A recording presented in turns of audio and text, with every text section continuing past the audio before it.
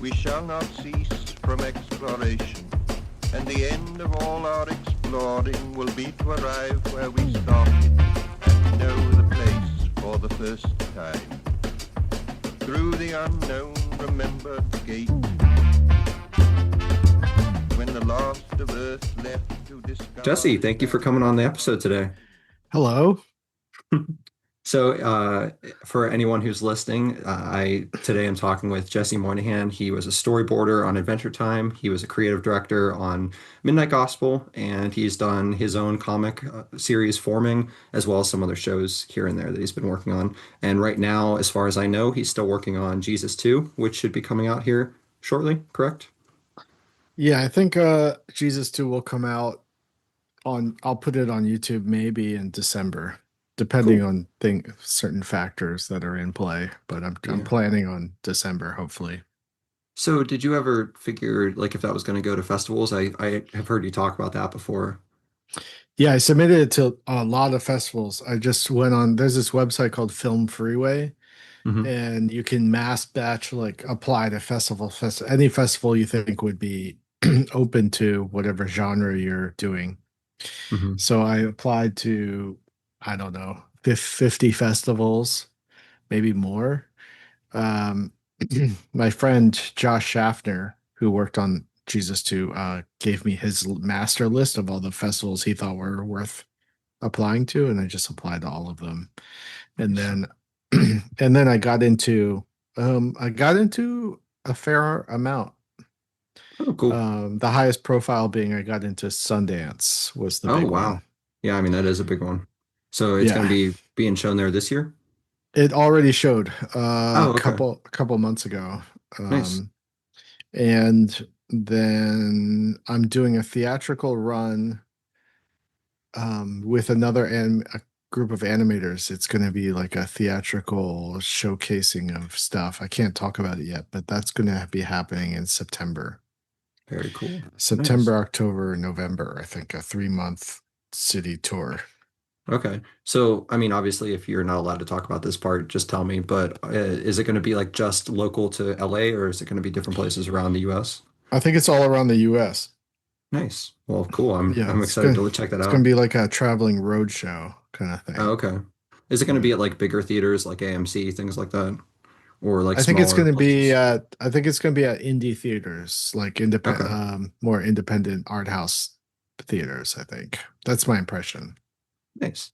So, Yeah. I wanted to kind of talk about today. I mean, because I found out about you first through Adventure Time, like I think probably most people have. And I kind of wanted to have a couple questions targeted more towards Adventure Time, just to kind of answer some things that I've always wondered about, and then we can move on to some other things from there. Sure. But what I was really curious about was I know that in Adventure Time, Pendleton was big on wanting there to be multiple storyboarders per episode, Hmm.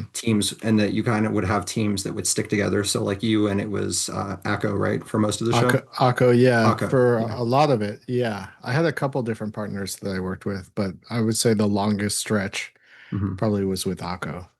Okay. So what I was wondering there was like as a person who typically does mostly solo art like that you've done throughout your life, like with your comics and everything, what was it like to have to split that creative process with other people? Was it like something that you would do some of it, they would do something else, or you would do a first draft and they would go from there? And like, was there challenges with having to incorporate two people telling the same story?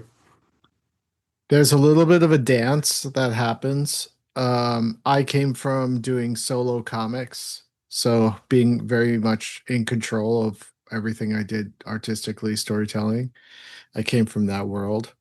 And when I moved to LA to work on Adventure Time, I think I was so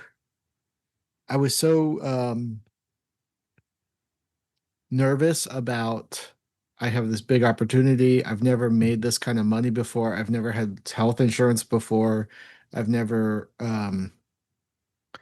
been working on something that would be on this big platform so that Hmm. people would see my work before. So I was sort of just open to whatever these guys want to do. I'm down for it, you know. Hmm. I just want them to think I'm good. And so when I first you get an outline from the writers.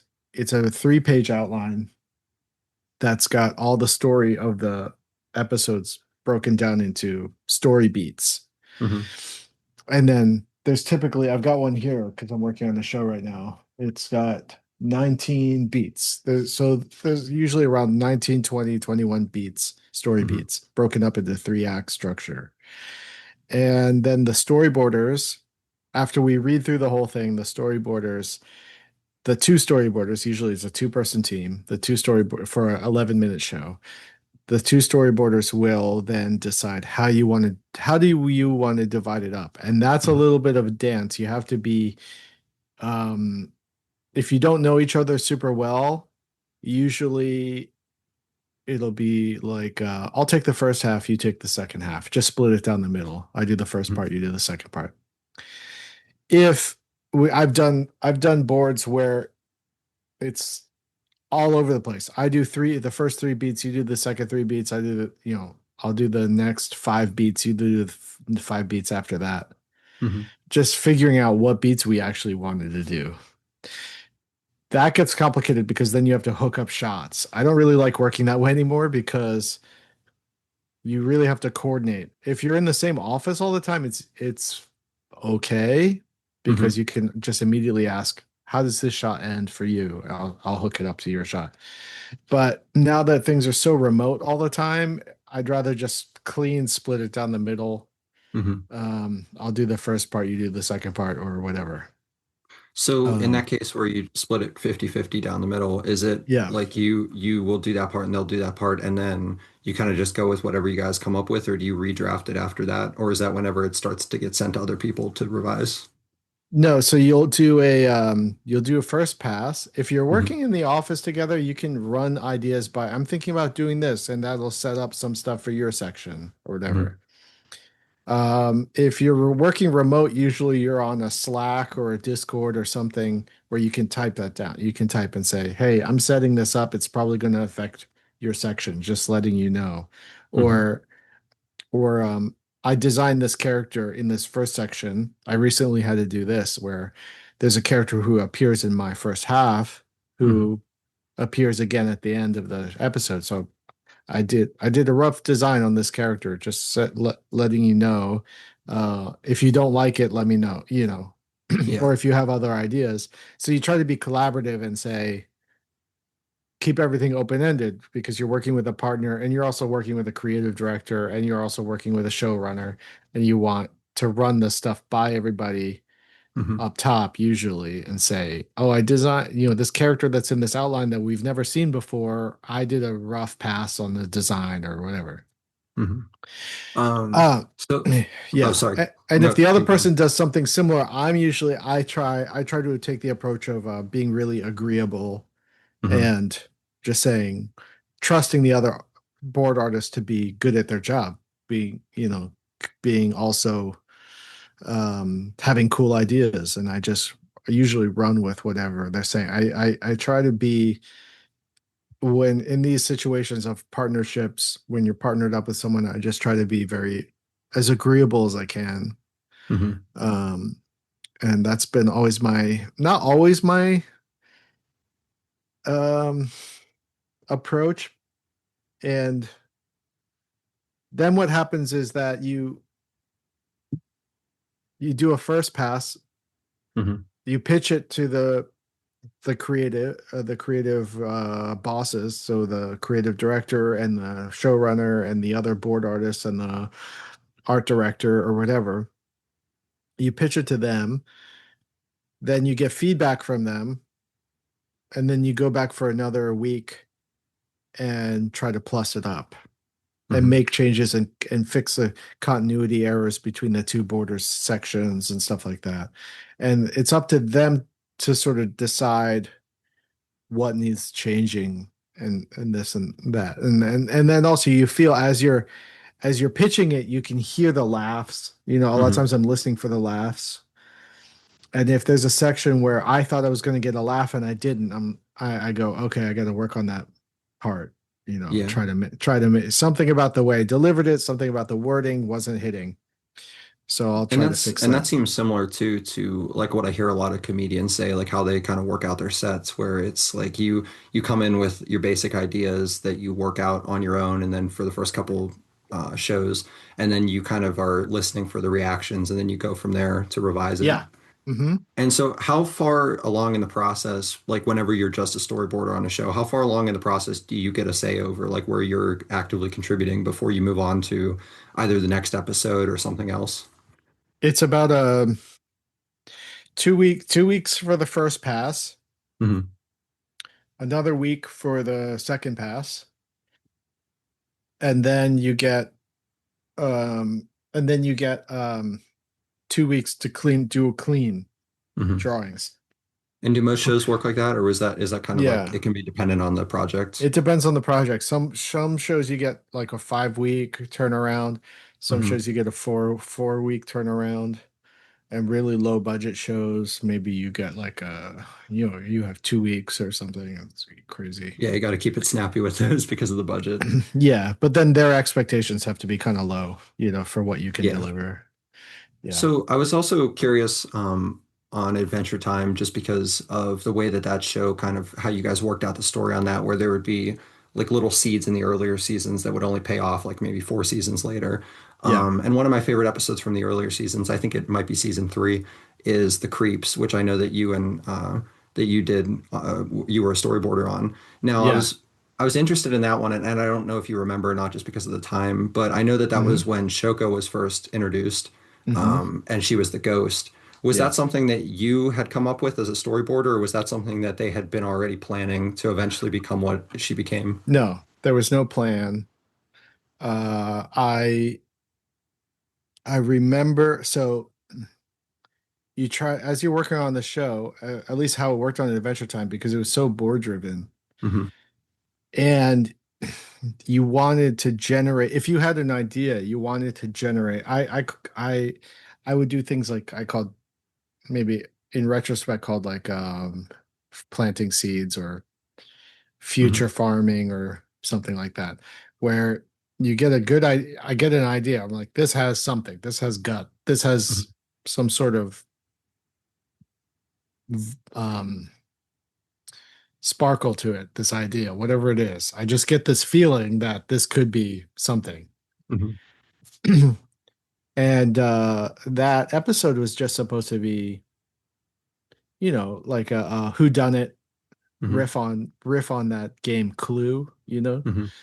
and but I wanted it, and then it's supposed to be like, I forget what the reveal is, like, oh, at the end it's all just this person was doing the, Yeah, something like it that. was like a follow-up to Mystery Train where Jake had gotten Finn, but Finn was trying to get Jake, something like that. Right. Yeah. Yeah. And but I didn't feel like that we had already done Mystery Train. Hmm. And so I was like, this one I have to raise the stakes somehow Yeah. so that it feels different from that episode. So I wanted it to be like there's a moment where Finn's freaking out. It's like climaxing the story. And but then it starts to become something else. It starts to become real, Yeah. There's actually is something haunted happening here. Yeah. And so I tried to cross the line into, now there's this stuff beyond what the elements were that were Hmm. at play. Now we're in this other realm that's like like a hyper reality or something. Mm. And so I just tried to raise the stakes at the end so that when you walk away from it, you go, oh, what? Like, you're just like, wait a minute, the viewer feels confusion. And then we end it, and that's it, and we don't talk about it. Yeah. And Finn himself says, I put that in the vault, I locked that in the vault, or whatever. Yeah, that's one of the funnier parts of that, where it's like it's such an important thing, and then Finn himself just decides to forget about it. Yeah, like suppress the memory, just forget Hmm. about it. And I thought that was a funny tag to put at the end, so that we don't ever have to talk about this again, or we could bring it up later and like use it if we felt like it. So Okay, it was like a that's cool. setup for something. And that's oftentimes the way I write in my comics Hmm. is as I'm writing, I've got all this plot written out. I've got to timeline plot. But then as I'm writing, I'm trying to have fun too. I'm not just trying to follow my own instructions. So Hmm. if I get an idea that could pay off later, I'll imply something that I'm like, okay, this I could use later if I felt, if I really, if it brings me joy to Hmm. develop this later, you know. That's a really interesting way of like developing the story because I wouldn't have even kind of put that together that I mean there is obviously with Adventure Time, I mean there might not have been very solid planning for like the very far future, but it's No. interesting to like that you were planting things just because you thought, well, maybe one day someone will come back to this. And it was like if you thought that the idea was cool, then you would just put it there and then be like, well, this I'll leave this in somebody else's hand. So who was it you or was it another team that worked on the episode where she was actually revealed to be his past self? I worked on that, and that might have been me and might have been Sam Alden, Hmm. maybe. Yeah, the where you go into the past and you see the Shoko's death and stuff like that, Hmm. that whole thing. She's like buried under the floorboards in the treehouse and stuff. Yeah. Um, Yeah, I think the episode itself was called The Vault because it was like Jake was trying to get Finn to replay it. yeah, yeah. I worked on that. I can't remember how that. I don't. You know, a lot of that's blurry to me about how that outline got developed. Hmm. Um, Shoko is my mom's name. Oh, okay. Yeah, so I know it was, some sort of riffing on my mom, Yeah. but I don't So, know how much I actually contributed to the plot of that. I must have helped write it. Maybe I can't. It's been so long now. I'd have to look at the credits. yeah. Yeah. Yeah, I can't remember either. So does that I mean that got me thinking there. I mean maybe this was all subconscious, but then was choosing your mom's name as Shoko's name in the context of her being a past life of Finn, was that sort of a way of like maybe implying some sort of just like the idea of reincarnation into the system. So it's like you are choosing someone who's been important in your past, and then for Finn it's someone who kind of made him who he is now because of it being a past life. Yeah, there's a lot of that past life stuff in Adventure Time, and Hmm. I think like inheriting the karma of Hmm. your past and stuff like that, and or at least being influenced by it subconsciously somehow. There's like a mission that started long ago that's continuing, and each lifetime you might not accomplish the mission, Hmm. but you might take yourself, your spirit or whatever, that inherited thing, like along that path might get closer and closer to achieving whatever was is driving that motivation. Okay. Yeah, so that makes Yeah. sense then with how that what was it called? The 1 hour long special that they made of Finn and Jake where Jake had died. That's kind of how that ended, where it was like that was the them killing the Lich as he reincarnated in that one person was kind of like the final way of closing off that series, where that was like I guess what you're saying is that was the question that was posed far before Finn and Jake, and then that was finally answered in their lifetime, sort of thing. Yeah, I think about, even my parents, where I'm so much like my parents. And Hmm. even though uh you when you hit your teenage years or whatever, preteen, you start to separate yourself. You start to individualize or whatever. Yeah.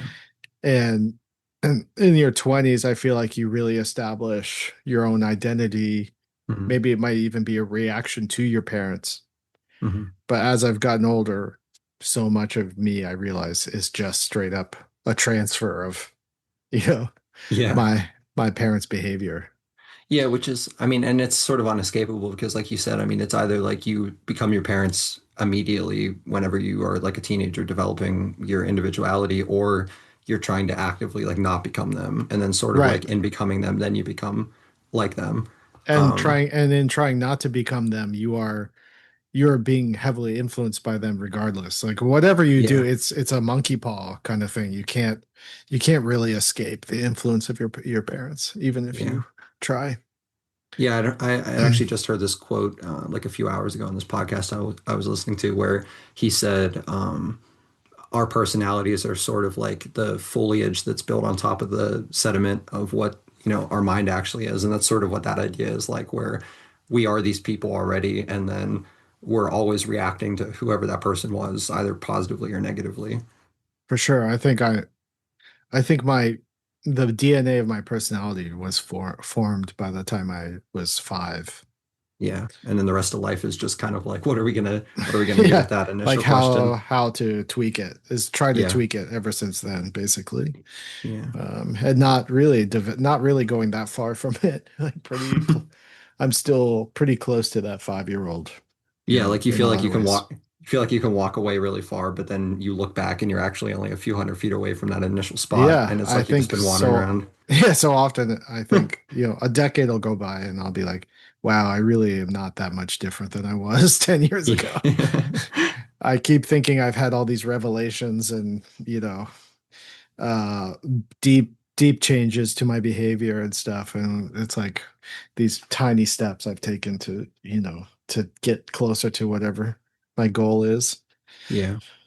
So I also wanted to talk a little bit about Midnight Gospel. I think most of the questions kind of are together with Adventure Time, but one I Mhm. wanted to know specifically, especially since it also was a Pendleton show like that he was doing with Duncan, was I imagine that the creation of that was pretty different from Adventure Time because you already were working with like a pre-created framework of the episodes from his podcast. Yeah, So I know that you are a creative director in that and I not a was storyboarder, art director, actually. art director. Yeah, that's Yeah. right. And Mike Mayfield, I think, was the creative director on that. Okay. So what's the Yeah. actually before I get to the question, what is like the exact difference between those two roles? So art director is I'm I'm determining the look of Hmm. most things. I'm deciding the techniques we're going to use for the whole crew to emulate. Like, this is the way we approach painting backgrounds on the Hmm. show. This is the way we approach um hands, character design, like on this show. Like on that show, this was actually a thing we discussed with I didn't come up with it, but it was a thing that had to be like discussed with me. Hmm. Was on Midnight Gospel, there was a lot of three like clover leaf hands, these Hmm. 3-finger like nubby Yeah, like hands. the Mickey Mouse kind of hand. Yeah.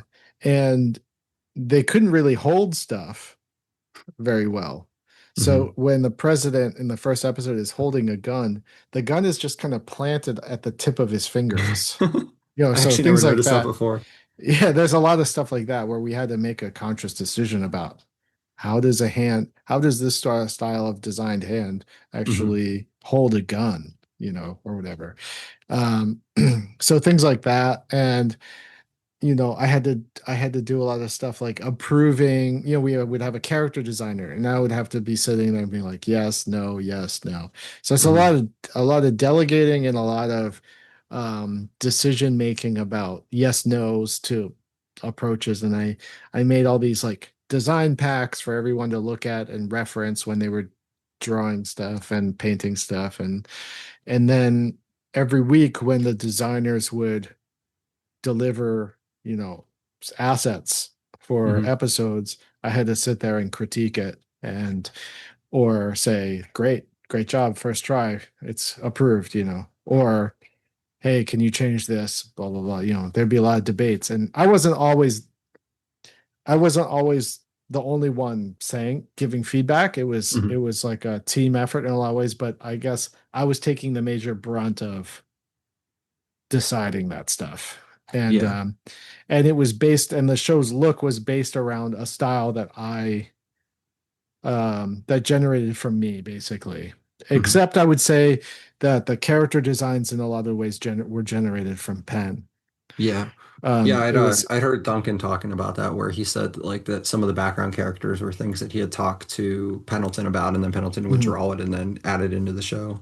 Yeah, so Penn and I were sitting across from each other in the office, and Penn would be sending there would be a character, and Penn would do a sketch and say, I want this character to look like this, and then we would figure out how to make that happen. Mhm. how to pass that along to the character designer. We had colorists, but then I would critique the color, Mhm. and maybe if the colorists weren't doing what I thought would look good, I would do a pass on it and to be like, no, more like this. And then I run it by Penn, and then if Penn didn't like it, then he would do a pass on it. It was very this like back and forth Mhm. kind of thing. Like for the character Clancy, we workshopped Clancy's look for weeks. Mhm. Couldn't decide on his design for a long time. So I Um, heard too that with Clancy's design, and I'm assuming that this probably went across most of the design choices of the show, that mhm. Pendleton at one point had said that he wanted to kind of let artists have their own look of Clancy in like different scenes that they were working on. And so Hmm. he would look a little bit different scene to scene, but it kind of created this organic sort of feeling to it. Was that something that he had done? I think we weren't strict about on model. We Oh, weren't okay. we I weren't see. strict about staying on model. There was a basic model, Hmm. and and then Clancy would turn into different um creatures when he would have went into these like Into the different into simulations. the different simulations, right? Mhm. So that created a lot of fun opportunities. And but I don't know. I've never cared about staying on model that much. Mhm. To me, it's not super important. As long as the spirit's there, the Yeah. spirit of the character is there. And I mean, that I seems more like what you would want it rather than like just working off of like sprites that are going to be the same all the time because then it's I going to feel know, yeah, stale. I know people that are so strict about staying on model, and Hmm. who are showrunners who I never wanted a storyboard on their shows because I was afraid of my own ability to even do that. Yeah. I'm not a great on model guy. And that's why I felt really at home on Adventure Time, because Penn didn't care about that. Yeah. Um, he liked he liked seeing the different borders riffing on the designs and stuff. And that's why kind of Jake evolved over time. Hmm. Finn kind of evolved over time. Always the spirit was there, but we kept they little things like I would see other borders doing to the characters, and I'd be like, oh, I want to draw him like that too, stuff like Yeah. that. So it was like Well, sort of organic in that and way. that's a cool like way to do it. I mean, and I think that it works with Adventure Time because unlike a lot of cartoons, like the characters in Adventure Time are like actually actively aging as the show goes Mhm. on. And so it's a neat thing as like the story sort of becomes more mature, the characters become more mature, that they wouldn't look the same that they did back in season one the entire time. I mean, you wouldn't, I feel like with things that were happening later on in the show, if they had been looking the exact same way, that it would feel a little bit strange. Like it would feel like, has this show really grown much at all? And so I mean, at least from my perspective as a viewer, it feels like that was a smart decision on the part of Penn to want to do that. Yeah, I think Penn just wanted Penn's. I can't speak for him exactly, but I think his Hmm. philosophy was pick a team that he believed in and let them sort of bring the tools they have to the table to elevate the show. Yeah, kind of So create Penn's that idea of the yeah, egregore and like grow it from there. yeah, it's all. I mean, at the end of the day, Penn was saying yes or no to stuff, and he had final say. Hmm. But it was great to. It's always been great to work for Penn because he really trusts the people that he hires Hmm. So is to. he working on anything right now? Like, I mean, I saw that he did that one show on YouTube, but I wasn't sure like if he would be creating kind of like another big hitter like he did with Adventure Time and Gospel. He's doing a couple things for Adult Swim. He did the Oh, thing cool. mystery. He did Mystery Cuddlers Hmm. pilot, and then he's doing another thing that's sort of a collab with Rebecca Sugar and Ian Jones Quartey and Pat McHale. I think they announced that. So Oh yeah, I had seen that promo. I think I thought that that was for some live event. I wasn't sure that that was like an actual. I didn't know it's that was going an to be actual project. I think it might be like a 20-minute thing, 15 or 20-minute thing. Oh, cool. And then I think he's definitely working on other stuff that he hasn't announced yet. So he's staying active. Yeah. Um and he's helping me out a bit, uh like executive producing some stuff I'm trying to get made. Okay, nice. Yeah. So I wanted to also talk about, because I know that, and I see your guitar back there too, but I wanted to Oh talk a yeah. little bit about your music because I know that that's like a big part of your life. You've been in a few bands throughout your life. Um, Yeah. yeah, so like where are you at with music right now? I know that you're not actively playing as far as I know, but Yeah. yeah, is it like We were before the pandemic, my brother and I had like reformed our band. hmm We were in this band called Make a Rising for years back in Philadelphia, and when I moved to LA in 2009, it broke up the band essentially. And hmm then I was home recording for a bunch of years. And I put some of that stuff out, but over the years on my Bandcamp and stuff like that, hmm and I did write some songs for Adventure Time, and I wrote a song for Summer Camp Island, and my brother and we made a pilot called Manly, and we scored that, and hmm so I've done little music things here and there, but it really, really was like low key. I was just home recording for a bunch of years and not showing anything I was doing to anyone and never finishing anything. And then my brother and I, our old drummer moved to LA and moved Okay. in with my brother. This was like 6 years ago or something. hmm And so then we were like, let's get the band back together and then let's do our LA chapter of Make a Rising. So then we hired we got a bunch of our friends who we knew could play instruments or could sing to join the band, and we blew up to a 10-piece band. And we were rehearsing like once a week, and we hmm played two shows. We played a show at my old house, and then we played a show opening up for this band called Man Man in Highland Park. We opened for them. And we knew Man Man from back in the day in Philadelphia. We used to play shows with them. And then we were recording a album of all our new songs. hmm And then the pandemic happened while we were at the studio, or lockdowns happened. hmm And then uh, we didn't rehearse. We never rehearsed since then. And then we've got this unfinished album sitting on my hard drive.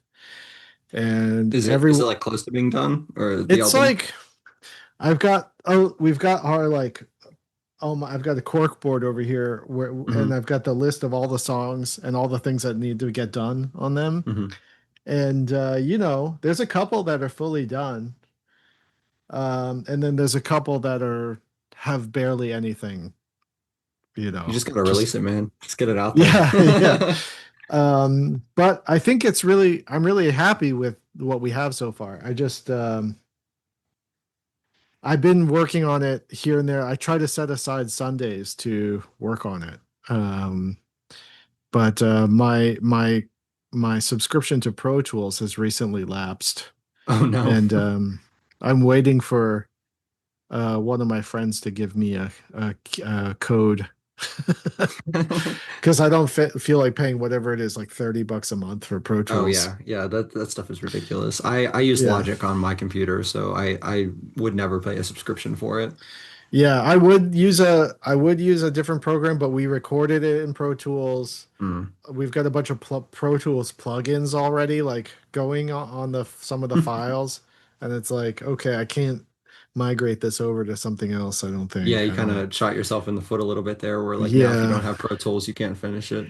Plus, the guy who was engineering, we were in a studio. Like the guy who was engineering it was doing everything in Pro Tools. And hmm eventually, when we finish it, I would like to be able to export it back to him to mix it. Mm. And that's the program he knows. So, Yeah. um, I don't know. Yeah, music. I recently set up all my gear in this room here so that I would have it immediately accessible to me so I can just sit and play hmm for fun and with no intentions of any sort of goals. Just Yeah. stay in practice playing guitar and violin. Well, if anyone's listening right now and they have a Pro Tools key, send it in to Jesse and we can Yeah, get the send it to get me that and album. I'll make you some drawings or something. So I kind of had talked to you a little bit about this whenever I first asked if you wanted to come on, but I wanted to pick your brain a little bit about your interest in like esotericism and that sort Mhm. of side of things, like with the tarot. And I know that you had created a tarot set, and it was just the major arcana, right? Is that what you Yeah, did? Do yeah. you I have? can Hmm? I can show it to you. Oh yeah, definitely. I can get this on the video for everybody. I have got my one copy left that I because I did a print run of 1,000, Nice. and and I sold them through this local gallery called Heavy Manners Library. Yeah, actually, I think that was how because since I'm from the East Coast, I had never Oh, heard of them okay. before because I wasn't in LA, but I'd seen Heavy Manners because of you, I think it was. Oh, okay. Yeah. And Tom Herpick, I think, also did some things there. Yeah, Those are Tom really does cool. teaches figure drawing there. Nice. So what kind of inspired you to do that tarot deck and only make it the major arcana rather than the entire set? Okay, so the story goes that I wanted to learn about the tarot because my friend Dash Shaw, who's a comic book artist and an animator, um, one day asked me if I was into occult stuff and magic and stuff like that, but I had never gotten into tarot. And he asked me, "Do you read the tarot? Do you collect tarot cards at all?" And I was like, "No, I don't really know much about it." Hmm. And he was like, he framed it, I'm paraphrasing, but something he said, if you are consider yourself a sequential artist or if you draw comics, you should look into the tarot because it's a sequential. You put the cards in order like panels of a comic to tell a story, and you can take the cards, move them all in all different arrangements and in different layouts, Hmm. and it tells a story. And it's basically this in some ways a supreme comic book. Hmm. um so when he framed it like that to me, I was like, oh, I'm gonna look into the tarot now. um and I didn't know where to start because there's so much material on the tarot. There's so much, people have written so many books on it and made so many videos on it and written tons of blogs on it and this and that. So I didn't know where to start, but I knew that Alejandro Jodorowsky had written a book on it, Hmm. and um, and I had read a book called "The Secret Teachings of All Ages" by Manly P. Hall, Hmm. and he had a whole section on the tarot in there. And I had read that book several times actually, but I always kind of glanced through the tarot section because I just didn't, it felt like beyond my scope of understanding. Hmm. And so I bought Jodorowsky's book and I read that, and he heavily advocated for the Marseille deck, which is an old French tarot deck. And he was like, Hmm. the Marseille deck is the real tarot, and he made a case for it. And I would say in a lot of ways agree with him. Do you remember what the case was like exactly that he made for it? Or So maybe roughly? the Marseille deck was the first. There's lots of iterations of it and Hmm. different printing houses in France that did their versions of it. But the Marseille deck essentially was the first mass-produced deck when Oh, okay. with the printing press and all that kind of stuff. Hmm. Before that, the tarot had been hand painted, made for specific aristocratic families and stuff like that, Hmm. and was used in that way, and mostly for tarot games, Hmm. not for the most part, not for divination, is my understanding. And um, the Marseille deck um, was the first deck that was widely purchased and used amongst like the public. Okay. And so it wasn't just for the aristocracy. Hmm. And um, you could go back further, but then a lot of those decks, the hand painted decks, were made specifically for family members. There's like portraits of family Hmm. members in them and stuff, the old like Italian decks and stuff like that. Yeah.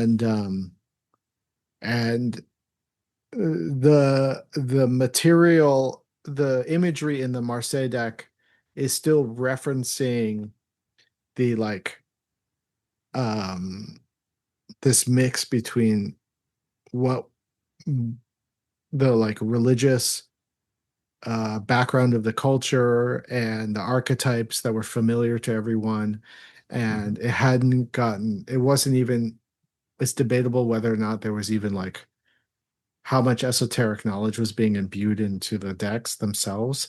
So Mhm. it's more like this like passed down unconscious game of telephone that was put into uh these decks. I mean, there's So definitely like religious symbolism and yeah. stuff like that, but how much like initiate a magical symbolism is in there is Mhm. unintentional, that's intentional, is like a little bit unclear. So do you um mean like the Marseille had the unintentional, or was the Marseille whenever it first became more intentional? I think it was unintentional, Oh, unintentional okay. for the I most see what you part. mean.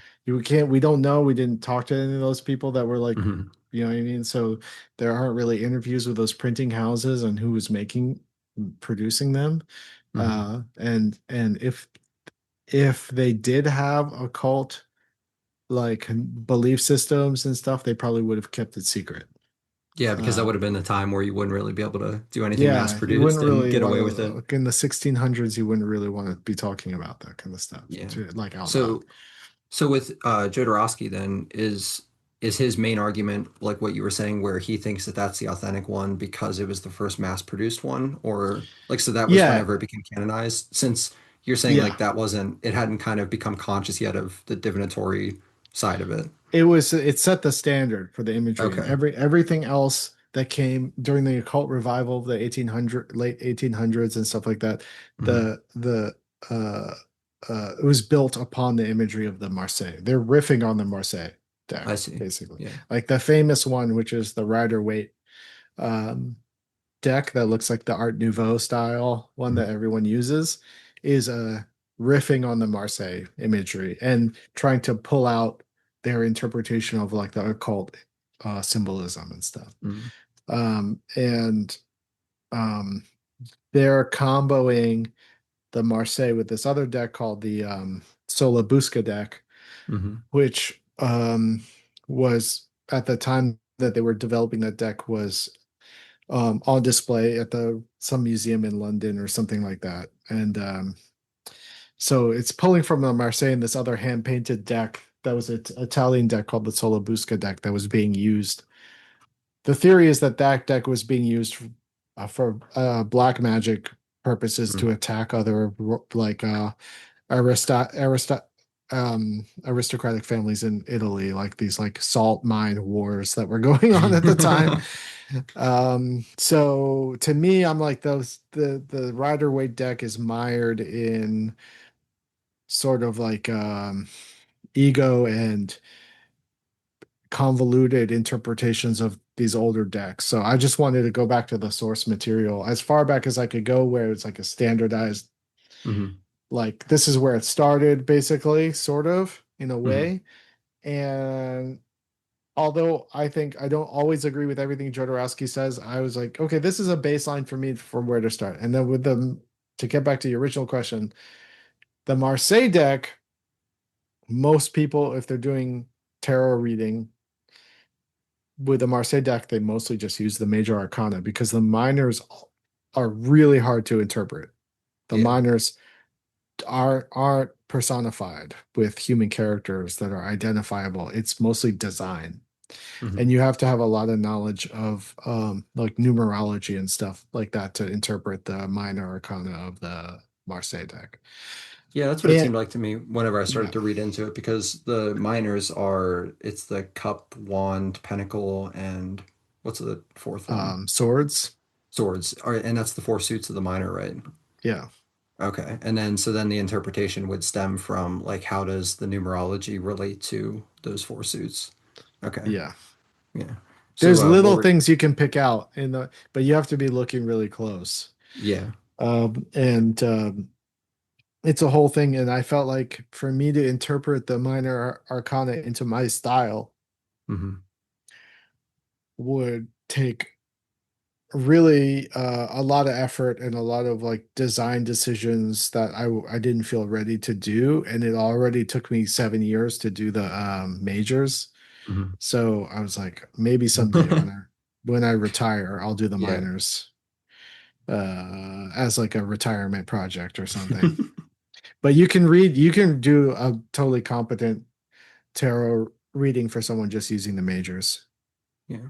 So what was your process then of kind of pulling out maybe your own interpretation of the symbolism whenever you created your Arcana deck? Because you're saying that like you used mostly the Marseille and then Jodorowsky's interpretation of it as sort of like a base structure, but how did you grow it Mhm. from there? Yeah, so I got most of my color theory from interpreting the Marseille deck and reading Jodorowsky's book, but then I went on a big research. I tried to look into every book that was considered important in the tarot Hmm. research world, which is hard to determine because there's so much woo-woo surrounding the tarot. So I try to look at any like respectable book that people considered like actual rigorous research into the tarot, Hmm. and just bought a bunch of books and read them all and took notes and tried to take all that information. There's a lot of conflicting information and just like decide for myself what to take and what to leave behind. And Yeah. um, I didn't try to do.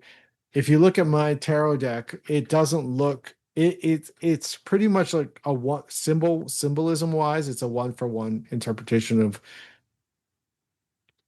the Marseille, and I'm mostly looking at the Noblet version of the Marseille and the because there's a bunch of different printing houses that were all working off the same template, Hmm. but because there wasn't the internet back then, that there's so much like missing information. One will have these details, one won't. One will be like printed backwards. One will be, so it's, one will use slightly different language or spelling and this Hmm. kind of stuff. So even amongst the Marseille decks, there's so much difference, and it spans like 100 years or something like that, like starting from the 1650 up through the 1800s, I think. Hmm. Um, and so it's a game of telephone, like lost information and stuff like that. And so I was trying to look at the most complete earliest Marseille decks. Hmm. Um, and then reading, I also was looking at reading interpretations of the Rider Waite decks, because Arthur Waite, who made the Rider Waite deck, Hmm. um, he was he was really knowledgeable. And so you can, by studying the Rider Waite deck, you can start to understand more about the Marseille deck. So I was reading a lot of material on the Rider Waite deck to get a further understanding of the Marseille deck as well. So Um, I know with the tarot, like in general, as like a mhm. kind of collective entity, that we're unsure as to where it first came from, just because with it being handmade on such small breakable paper, it's kind of all Yeah, been lost to time before a certain period. And I've heard different theories about like maybe it came from sort of like Egypt where all this magic stuff was kind of happening, or yeah, maybe it just arose as a game and then over the years kind of picked up all of this sort of like a stone going down a hill. Like it started just picking yeah. up all this esoteric moss on top of it, and now it is where we are today. From your research that you've done and like your interest in it, like, do you think that either of those hold more salt than the other of like maybe where it came from? Okay, so the minor arcana came from a deck of cards called the Malmuk cards. Mm-hmm. The Malmuk were brought over through the Islamic expansion that Mm-hmm. came up through uh, Italy and France and Spain. And so those soldiers were playing with these Malmut cards, and then the people that like they interacted with started using those cards too to play these games. Basically, that's like where early just like card games Okay. uh, were adopted Yeah, I mean, because that's through. also like our deck that we have now, like just regular playing cards, is basically Yeah. the same thing, just with If different you look at suits. the design of the Malmo cards, they look almost one for one exactly like the early Marseille Minor Arcana. Hmm. Um, and then um, the imagery in the Major Arcana and Minor Arcana, a lot of it, or mostly in the Major Arcana, so those tarot decks were around. I might be getting these dates wrong, but like they might have emerged around in the 1400s, something like that. The hand painted ones, Hmm. the ones that were coming out of Italy, and and those were heavily influenced by Christianity and Greek mythology, Greek and Roman mythology, and Hmm. so and then also weird sort of like it's influenced by Catholicism and mythology, and and then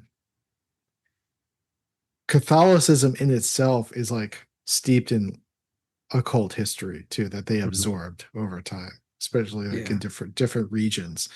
So people were like, I'm Christian, but they were like practicing all this weird black magic stuff, and you know what I mean? They're doing all the sorts of diverse sort of like religious practices because Yeah. Catholicism would move into a region, take it over, and then adopt their gods or whatever, or whoever they were praying to as their saints, you know? Hmm. So it was those early decks were steeped in that kind of stuff. And then at the same time, there was so much like interest in like exotic, anyone who traveled anywhere would bring back stories of like Hmm. belief systems they'd encountered and stuff like that. And there was like, especially in the by the time you get to the point where tarot was like widely accepted as like a divination thing, that was Hmm. around the 1800s. Uh, there was all this like world travel in the Europe. Like if you traveled around the world, went somewhere exotic and came back, you were like a guru, you know, and you were like there's a story of this guy Atiella who came out with the first like divination uh uh use for divination tarot deck because before that tarot was being used for games. Hmm. Atiella had never seen it. The story goes Atiella had never seen a tarot deck before, but he was at a party in France. Someone had a Marseille deck Hmm. that they were playing games with or whatever, and he saw the deck and he was like, all these images. He was like, these images are from Egypt. These images are sourced back to Egypt and the like mystery cults and stuff like that, the mystery religions of Egypt and the reincarnation and the crossing the river Styx and all that kind of stuff. Oh, interesting. So he's the guy that created that story. Oh, so that's where the theory all came from, him just seeing Yeah, somebody's deck of cards. Okay. this guy in the 1800s was like, oh yeah, and then he came out with his deck, which is his deck is crazy. His Yeah. deck makes no sense. I don't even know how to use it. It's so crazy. And what's his deck called? Is it just his name? It's called the yeah ATL. I think I had.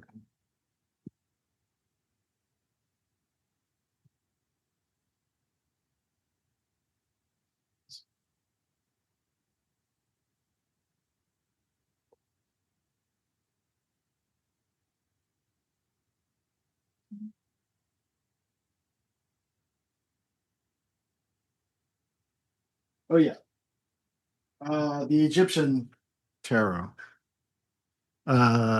Atiela, this guy. Oh, okay. Cool. Um, and his deck. There are some similarities to other decks, but the rules are completely different, and there are things in it that there's like labeling in it that I don't really understand. And I've tried to look into this deck, and it's a totally different system for reading Hmm. tarot. that's like more similar to if you ever see like Mexican um divination cards and stuff like that. It's like closer to those cards, I think, in how to like look at the future and stuff like that. So it uses all the same like symbol set as in like the same 22 arcana. It just is Sort like of. It different doesn't though. It interpretations. has different, totally different imagery sometimes. Oh, okay. Um, yeah, here's the strength card. So that's Mm, similar with the lady with mm. the lion. Um, but then it has, um, yeah, there's the magician, there's judgment, there's death. Um, but I don't know. Oh yeah, there's the hermit. Okay. The tower, wheel of fortune. But there's other stuff in here that's like completely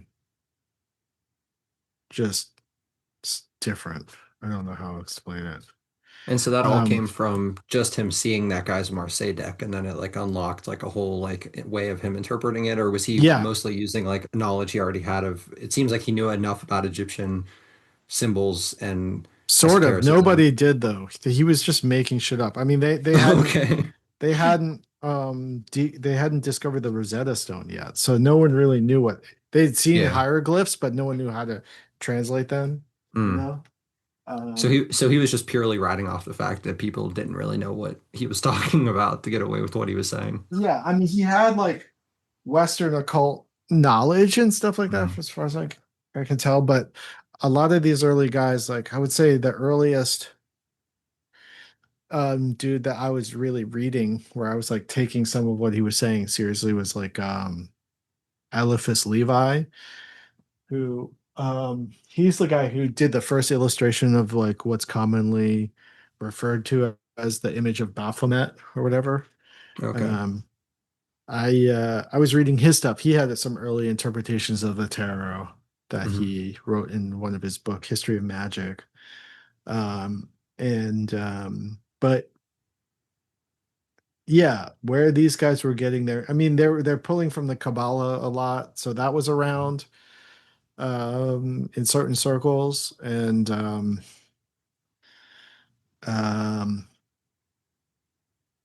and then there was just like, at the crossroads of like mysticism and science at that time period with what's his name, Kircher and stuff. This guy named Kircher, I forget his first name, Athanas or whatever. It's like a lot of theories about how the universe worked and Okay. how creation worked and how the heavens worked and how a lot of these people were Christian but were interpreting Christianity in a really like artistic way and like Hmm. combining it with the Kabbalah and stuff and um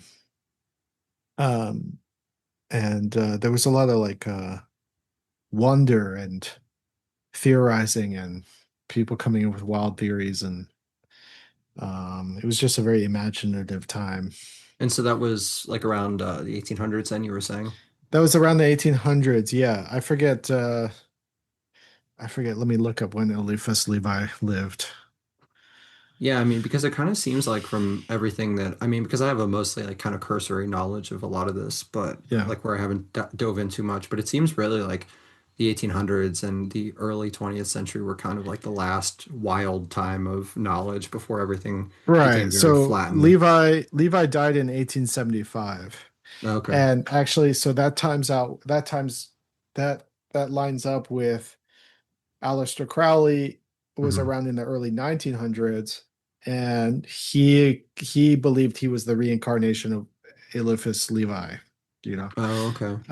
So there's this like, and then that's when I would say early 1900s is when the tarot and Western occultism and stuff really blew up and it captured like the imagination of popular culture. Hmm. And it was really big in the 20s and 30s um, among certain like intelligence, like Hmm. certain like what do you call it? Uh,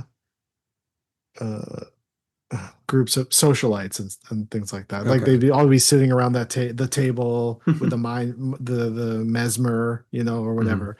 Some dude like telling the future or whatever, doing magic tricks or whatever, mentalism tricks and stuff like Which would that. have kind of paralleled like that Victorian interest in not in that sort of magic, but in the kind of like magic of speaking to the dead that they would have Oh done in like yeah. the early Mhm. 1800s. Yeah, all lines up with that. It lines up with like Harry Houdini and all this kind of stuff. Like just interest in anything, possibly supernatural or Yeah. possibly magical or possibly even just like magical stunts and stuff like Mhm. that.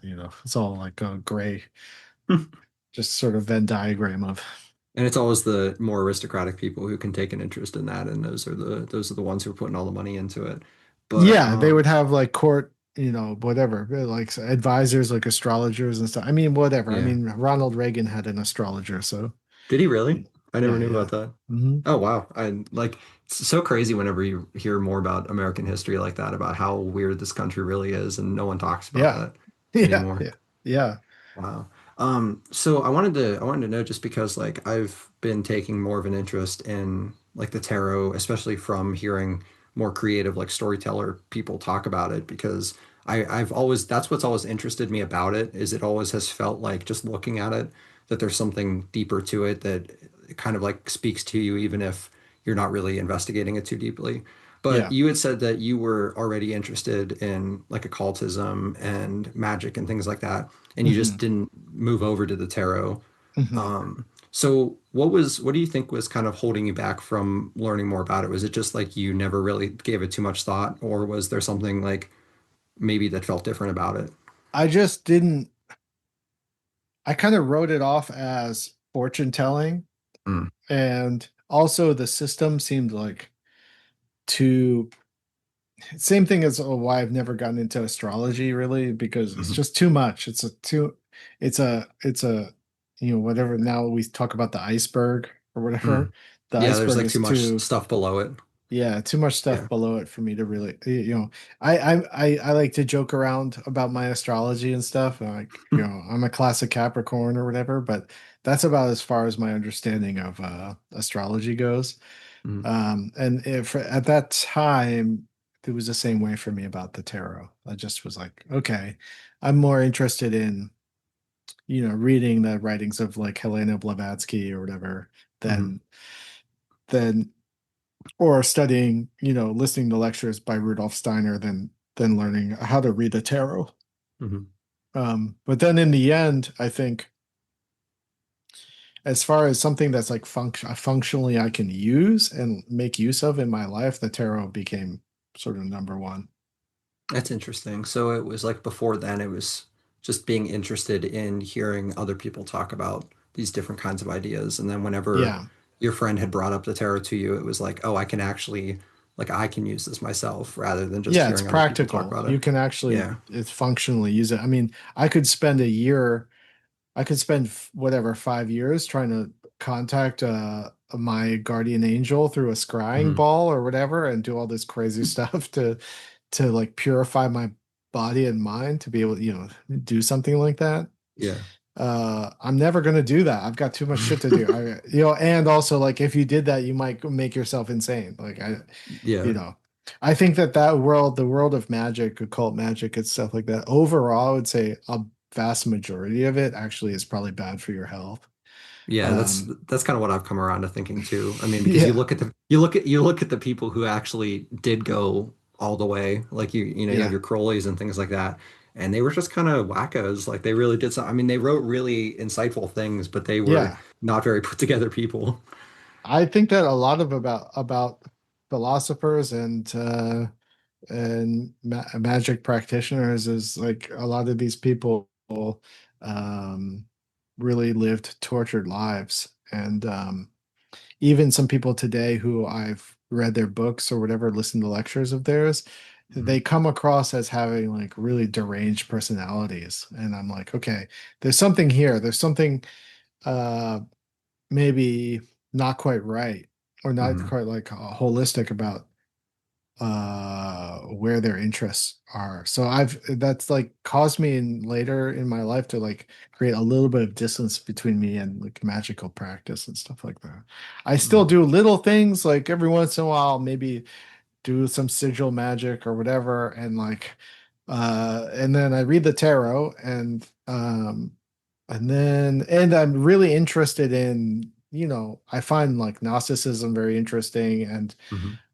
as far as like world building ideas surrounding, well, like this kind of stuff, like the Kabbalah and the emanations of creation coming Mhm. down from, I think about that stuff when I draw. Like when I'm drawing, uh, or coming up with stories, I do feel like I'm downloading some sort of like emanation from the original creator or whatever you want to call it. So to Mhm. me, art making is a magical practice, even if I'm not talking about it explicitly. That's where and I interpret my life magically in a lot of Mhm. ways, just casual stuff. But I'm not sitting around trying to summon my daemon or whatever, you know. Yeah, it's probably for the best to use it more for for making cool cartoons and not trying to summon It's a some way to crazy thing. contextualize and frame how you perception. So I always think of it as like magical thinking rather than, I had a friend who was like, you don't actually do anything. You don't actually have a practice. And I'm like, my Hmm. practice is my life. My art making and all this kind of stuff is my magical Hmm. practice. It's just how you think of it. From the outside, it just looks like I'm drawing Yeah. or writing stories, but I'm actually trying to like tap into the source, the Ein Sof, as some people put it. Yeah.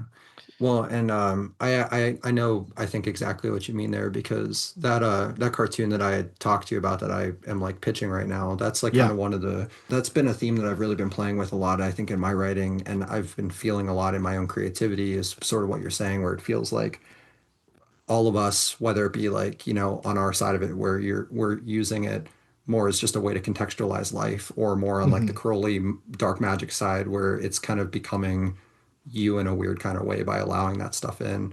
Um, I think that the idea of we are sort of channeling this original emanation is a Hmm. really interesting idea. And I think that that idea of thinking magically really does, I think that might be what the healthiest way, like you're saying, like the healthiest way to think about this all is like, because life is definitely very bizarre. Like there's a lot of weird things happening. And so Yeah. if you can think about it in magical terms, it's like it makes a lot of things make a lot more sense than they did whenever you just are thinking about it in terms of like just pure materialism. Yeah, I think if I just thought, I mean, for me, thinking magically is also a way of shielding myself from like the brutality of Hmm. materialism, and people thinking that materialist, like 100% materialist approach to life is the only way we can make the world better for each other. And I just don't Hmm. believe that at all. And I believe that on some degree. Like I think there's a compromise. There's like a halfway point between engaging with the material world and trying to solve problems and make life better for everyone through material means. And I think Hmm. that you can't completely deny that. You have to engage with that on something like the people who completely disengaged from that, I think are on the far end. Like I had a friend who got super into Buddhism, and then later she became like a Sufi or whatever, Hmm. and she was completely checked out. Like no one was home. Like I would talk to her, I would look into her eyes, and I couldn't see her anymore. She was completely gone, you know. Hmm. And to me, I'm like, that's not healthy. That's not good. Yeah. Like you have to value. My dad said something to me once that like resonated with me when I was speaking, talking about the world. He must have. My dad listens to my interviews sometimes, and I might have said something like, "The world we live in is hell," or something, something like that. Hmm. And we're in hell right now, or something I said. And Hmm. my dad called me or something, and he was like, um, and my dad's like a super very spiritual person, and Hmm. my dad said, we wouldn't be here if there wasn't a reason, so Hmm. actually you have to value your time on this planet, and the connections you make, and even like the materials that you possess, like actually are there's some reason why we're doing Mhm. all this stuff. It's not just meant to be we're not being like trolled by God by being here or whatever. You know what I mean? It's Yeah. there's some reason. We don't know Mhm. why, but you should treat the world as if it has value rather than trying to dismiss it wholesale as being like, oh, Mhm. material existence. I just need to get away from it. It better it'd be if I was totally annihilated, like Tibetan Buddhism, just like Mhm. light myself on fire and fucking fuck this place, you know? Yeah, Um, and I think that's I think that is a really important distinction to make, like the that we have materialism and we have more spiritual ways of thinking, but it's not that one is the right way to exist, nor is the other the right way to exist. Because I mean, if you're yeah. purely just thinking materialistically, eventually you kind of dry up your, I guess you could say you could kind of dry up your spirit eventually. Like you dry up your soul, like you I just think become a so. very dry person to talk to. I But think then if that's you, like that's the state of the world currently. Like yeah. everyone's arguing on in the context of like pure materialist like concerns, Mhm. and there isn't the spiritual conversation is like has been sidelined to people that are like not very interesting or kind of annoying, you know? Mhm. Like all this, like they call it spiritual bypassing or whatever, you know, like Yeah. that word, that phrase came up. And when I first heard that phrase spiritual bypassing, I got really upset about it. I was like, I love spiritual. I was going around saying like, I love spiritual bypassing. I'll spiritual bypass all day long, you know? But then I'm like, I get it. I know what they're talking about. Like those new age people on Instagram, like Mhm. meditating with the camera on. Those people are super annoying, you know? Yeah. So why would anyone even put them in the conversation? Whereas years ago, activism was tied in with religion, with like spiritual practice. Like even people like Martin Luther King was like extremely religious. Mhm. Um, and before him, like Martin Luther, who like, you know, rebelled against the church. And I don't really like what he created, but that was like a super big like political Yeah. movement that was tied in with spiritual, you know, everything up until a certain point was super tied in with like belief within with faith, you know, Mhm. on in some way. Like every most sort of like political uprising like had some sort of like spiritual component to it. Mhm. And it's not that way anymore. Like we've completely turned into this secular, you know, or completely faith-based, you know, although Mhm. like super right wing, like Christian stuff that I don't even clock that. I don't personally even clock that stuff because it's so clownish to me. I mean, like it's like a caricature of itself. Like I don't even Mhm. know. And I think that the people who react to it are also like being uh taken for a ride. Like it's just Mhm. like what even is that? Like what are you guys even talking about? I don't Yeah. um Yeah, and I get what you mean because especially with faith, I mean coming from like that Christian background of like yeah. not super like in that direction, more of like a background of like pretty center of the road kind of thing. Like Yeah. I feel like that's the right place to be because if you're kind of standing too far on one way or the other way, you're gonna just fall off the road. Like I had a teacher one time in high school who was talking to me about this and it stuck with me, where he said, I forget how he said it. It was something like, you know, I like to stay in the center because then you can see both sides the most clearly. Yeah. And I mean, not even politically, because I think like the political side of it is probably the least important part of the whole conversation just because of how transient it is. But Yeah. just with existence in general, if if you only live on one side or the other side, you're either going to be so grounded to the earth that you can't move past it, or you're going to be so transcendent from the earth that you're just going to be like that lady who you were talking about, where it's like, who even are you anymore? And I Yeah. think that that's what I don't know if you've heard of him, but I think that's what people like Martin Shaw bring a lot to the table in like the things that he does. He's a big like myth storyteller kind of guy. Oh, okay. He's kind of big online. He's from England, so he's been getting a little bit popular in the past couple of years. Okay. But what his big argument is that we kind of need to bring a more magical way of thinking back into existence because what it is that those myths were teaching us was like, you know, you go on these you go on these excursions, you go out onto this spiritual journey, this pilgrimage somewhere, and you go for this kind of bit of knowledge, bit of wisdom that you wouldn't get anywhere else. And what the Yeah. myth is teaching is it's giving you the structure on how to take that journey and then come back with the elixir kind of in that chameleon way or chameleon Yeah, way. it's hard And to then do now being able to because help. everything's documented. Yeah. So the Yeah. mystery, I think mystery is really important to human like the will to live. Hmm. Mystery is like creates excitement to Hmm. exist and to solve. You want to solve the mystery or whatever, and you want to experience something that maybe no you feel like no one else has ever experienced before, and like Hmm. pass that information on to someone. Just tell the story. The storytelling is like a big part of being human, I think. And it's hard to tell the story if you go, man, I went to this place in Greece that was so crazy and fucking weird, and blah, blah, this town was so fucking jacked up, like I don't know, whatever. And then people are like, oh yeah, I saw that place on Instagram. Yeah. Yeah, it's like Yeah. hard when everyone's literally filming everything and anything that's interesting. If you have an interesting moment in your life, you document it and then you Hmm. share it, widespread share it. So it's hard to have people still have it. Like I think even ghost stories, things like ghost stories are like you Hmm. can't document them. You can only talk about them. So that Yeah. keeps this like mystery. And even or like out of body experiences or having sleep paralysis is not something you can film.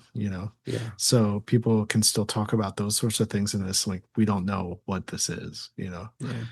And Um that's interesting too, because I mean, it feels like you said, because everything is on Google Maps and everything's on yeah, Google, and it's like all knowledge basically if you look hard enough for it. yeah, There's no like, you can't be like Ishmael from Moby Dick anymore and go find, your white whale out in the ocean because someone yeah, has already seen him. And so it's like yeah, now we live in this age where you have to find who you are, in that mythological way in a much stranger kind of way, like in a much more maybe individualized, but like smaller perspective. Like there's no broad way, like this large part of the earth that is completely unexplored. Like Marco Polo would have a terrible time yeah. now trying to trying to tell people what like the reason why they should go out and explore, because they'd be like, yeah, we already know everything about that. And Yeah, I mean, there's still obviously there's still ways to have novel experience, but it is harder than it used to be, and it's harder than as far as yeah, leaving the village, having mhm, the experience, coming home to like impart whatever some revelation you had outside. Like most people now, we're living in this global, shared information world where mhm, instantaneously shared experience. It's hard to like how do you replace that? I don't know. It's I'm finding that difficult now because I'm totally immersed in the like digital and like world whatever the shared global mhm, village kind of thing. um and how do I keep having novel experiences and things to inspire me into my next phase of like art making?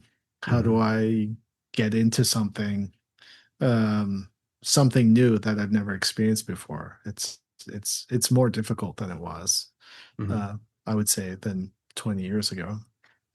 And um, so I think you've alluded to it a bit, but do you see then as your kind of purpose as an artist is to bring maybe that feeling of novelty that you've experienced periodically throughout your life, mhm. wherever you've seen it?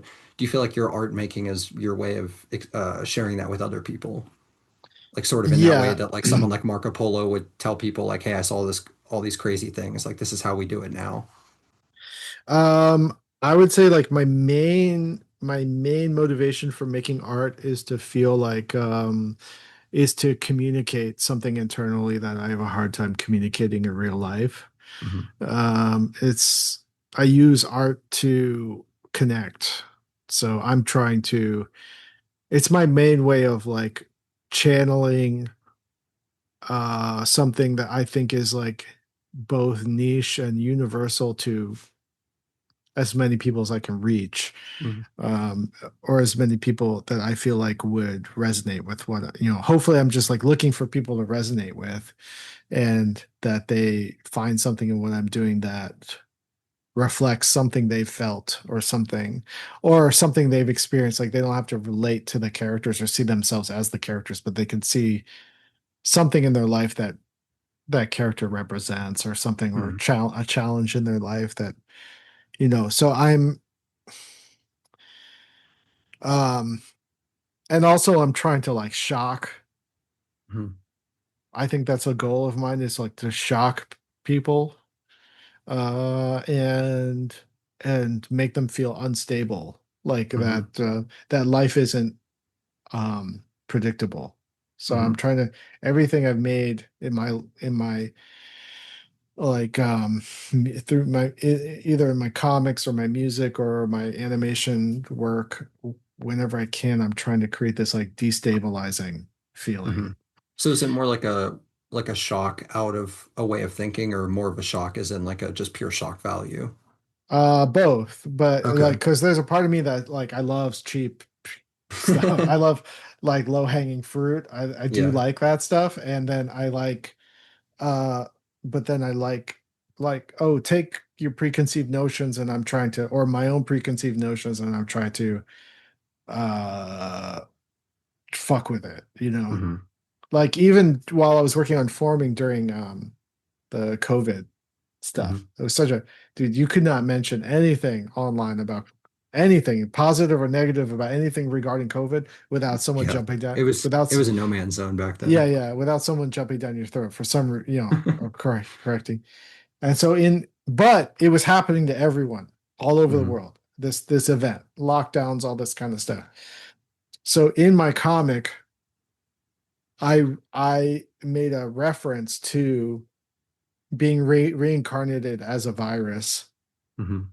Noah saw himself in the future after he died, reincarnating as this virus that would like infect the world, the planet, or whatever. And it was a reference to COVID. I looked at a photograph of the Hmm. coronavirus, and I drew it.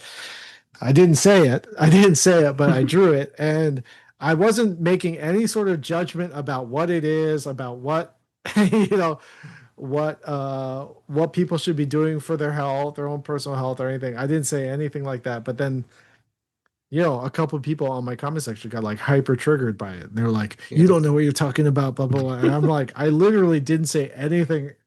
I didn't make any value judgment on this Yeah. stuff. But I just trolled you. I just trolled you. You know what I mean? Like made you like jump and react. Yeah. To the point where they Um, felt like that was the only proper way to react to it, was to yell at you through the Yeah, but comments. then they had to look at it, and hopefully they looked at it and realized, they saw the pattern that they were locked into, Mm. and just by seeing any mention of something, like automatically going to their talking points or whatever, what I mean, something, Hmm. and yeah, I did that because it was like a reflection of what was happening. Like I was dealing with it in my own way. I was like, like the lockdowns for me were really tough. Like I was like psychologically really devastated by that.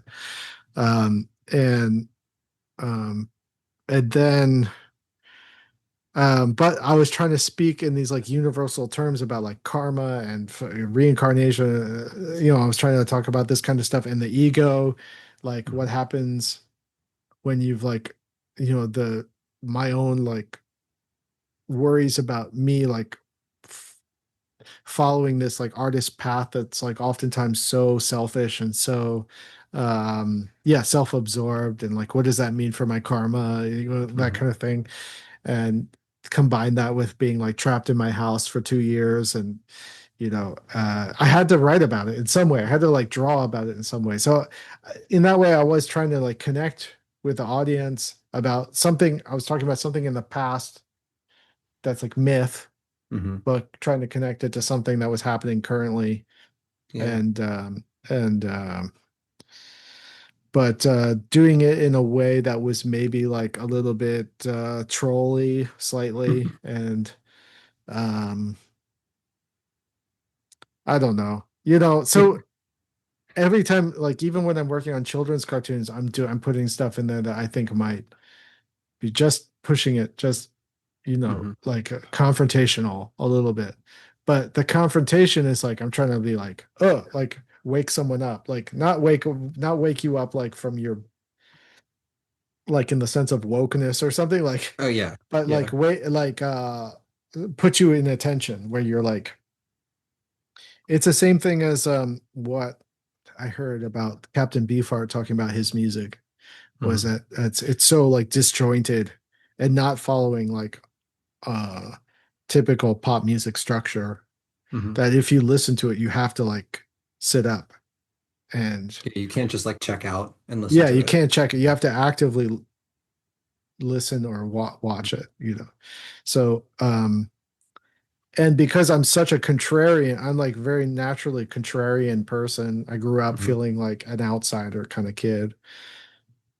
There's this desire also, like it's a push and pull. Like I feel like I'm on the outside, but I want to, I feel I'm a human being and I want to connect with people at the same time. Hmm. So it's like this push and pull between myself and the potential audience, like trying to connect and reach and like make a have some sort of human understanding Hmm. while Yeah, also playing with them and you yeah. know And I think um that's kind of what I was thinking of earlier whenever like near the beginning of the episode whenever I was talking about like planting seeds early in the show of Adventure Time that eventually grow into something else. It's kind of the same idea now. And I think that's what I've always liked about Adventure Time, especially since I kind of basically grew up with that show, was like and you had brought that up, you had alluded to that of like, that what you're more doing is you're not trying to be so blatant that like people are like, oh, I see what you're doing. Like you kind of have to do like that subtle, more of a subtle magic trick where you like pull their watch and they don't even see it, like you're planting yeah, these little seeds here and there, like with the coronavirus or with things that like maybe like the symbols that you were adding into Adventure Time, where like it's not so obvious that people are going to catch on to it yeah, immediately, but yeah, I'm not trying it's to going to grow into their head interest wise. for the most part, I'm not trying to like impart a Hmm. morality or a message, or I'm not trying to say, I'm trying not trying to impart like this is what this means to me, therefore one for one, like a Hmm. literalist interpretation. I'm not trying to be literal about anything. I'm trying to like set something here. This has power. I don't know why sometimes. Hmm. This might be based on something that I experienced. And I feel like it's got all this like vibrating energy coming off of it. For better or for worse, I'm going to put this in this art and see how Hmm. the audience and see what it's like putting a bomb into art and then seeing who what the reaction is going to be, Yeah. and yeah, whereas I think and I might have my own moral feelings about whatever, you know what I mean, Hmm. but I'm my intention is to be kind of neutral. Yeah. uh Yeah, and I mean, that's kind of the beauty of like even the tarot, like the way that the tarot tells stories is like mhm, you don't really get a clear moral message whenever you read the tarot. I mean, there's like so many interpretations for that reason. And it's yeah, because it's sort of just laying out like a base symbol set of kind of the way we think about things. I mean, they're purely archetypes, most of the arcana, yeah, and it's laying out these symbols and then it's asking you like what do you see in this, and I mean I think that's the best and also kind of the hardest way to make art, like what you're doing here, where you're just laying out these pure thoughts and then saying okay, now like you're kind of giving questions rather than just laying yeah, out answers. it's Yeah. putting out questions and examples of experience, like Hmm. yeah, I like to pose questions and then I like to just illustrate something that happened or something I have at least had thought experiments about or something, or I Hmm. don't know, for example, part of forming has a conversation I had with a kid on 4chan where he was yeah, where he was describing the role of the artist or the someone making cartoons or whatever. Hmm. And he had this really, really vile, in my opinion, like really vile, cynical view of art. Hmm. And I forget. I was talking to him anonymously, I think, but I was like trying to understand him and trying to get him to see that his point of view might be sort of limited. But he's just dug his feet in the sand and was like, this is the function of art, Hmm. and it was really cruel, like a cruel view of art, Hmm. cruel and cynical view of art, in my opinion. And it haunted me, and I screen grabbed it. I would think about it like the way he talked about this stuff, and I pretty much translated that almost one for one into forming at one point. There's a conversation about the role of an artist and stuff, Hmm. and but when I put it in the comic, I tried to see his point of view. I tried to um, have compassion for him Hmm. as a his position, and I actually tried to see his total disdain for like like an artsy fartsy kind of guy or whatever, and I tried to impart that in the comic so that you wouldn't so that it would be up to the viewer to really decide how they felt about the conversation Hmm. rather than me saying, no, this is what I'm intending, you have to feel this way about this character or whatever. So what And was like his like basic argument against like art in general? it was against it was again like basically it was like against art, like it's been a while since I wrote that conversation, but it was like art for art's sake kind of is up its own ass, and Mm. nobody wants that. And if you're an artist making cartoons for TV, you should be like in service of the audience, Hmm. and that you're just making stuff that's to be consumed Hmm. and fulfill and be like wish fulfillment essentially for the audience. And Hmm. any sort of like curveballs you throw in are selfish and um masturbatory, and that you Hmm. should be shamed for doing that kind of stuff, and following your artistic whimsy or whatever. Yeah. That I was mean basically the that is an argument. interesting take. Yeah, I've never heard And anyone raise having that kind of. any sort of like self-respect should Hmm. go out the window. Like, you should never, if you're an artist creator, you're basically a slave to the audience, and you should have no self-respect and no you should just be totally in service of and there's a part of me that actually kind of agrees with that. Like, I I'm I don't really like too that much like experimental film. Like, I like entertainment. I I've watched a fair amount, my fair share of like Stan Brakhage films and stuff like that. And but to me, I am my goal is to entertain. Like, I don't whoever's like reading my stuff or watching some cartoon I worked on, I am trying to make it so that they had a good time. Yeah. I mean, and I think Uh that kind of goes to what we're talking about, like what we talked about earlier about the role of the artist maybe being like the channeler of some emanatory force, like the original creator type thing. I mean, because throughout history, like the greatest people who have either been, like how we were talking about Martin Luther King Jr., Martin Luther, all the prophets mhm. of different religions. I mean, what they were doing was kind of like Prometheus taking this spark from something and like this Mhm. fire and then finding a way to share it with people that didn't just completely burn down the forest.